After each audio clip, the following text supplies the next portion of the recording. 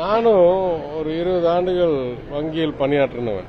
ஒரு வங்கி நடத்தணும் என்றால் அடிப்படை நிர்வாக தேவை. ரிசர்வ் பேங்க்லேருந்து உங்களுக்கு லைசன்ஸ் கிடைக்கணும் என்றால் இருக்க வேண்டிய தொழில்நுட்ப கெப்பாசிட்டி இல்லை என்றால் இதை நீங்க சொல்லலாம் ஒரு 6 மாசம் எடுக்கும், 3 மாசம் எடுக்கும்னு.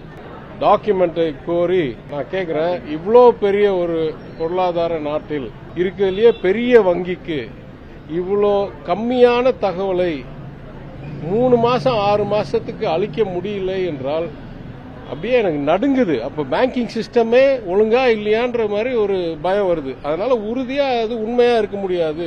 ரொம்ப கேவலமான ஒரு சப்மிஷன் கோர்ட்டுக்கு இதெல்லாம் தூக்கி வீசிட்டு நாளைக்கு காலையில் கொண்டாந்து கொடுன்னு சொன்னா கொடுக்கிற அளவுக்கு அவங்கள்ட்ட கம்ப்யூட்டர் சிஸ்டம் இருக்கணும்.